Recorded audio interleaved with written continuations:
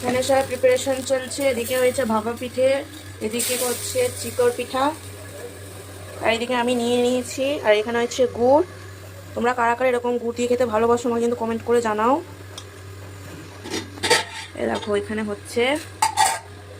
আচ্ছা, এখানে মা ভাপা পিঠার জন্য আলাদা করে দুধ আর গুড় দিয়ে এটা রসও বানিয়েছে।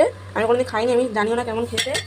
এই দেখো এই ছাঁচগুলোতে করে এখানে দেওয়া হয়।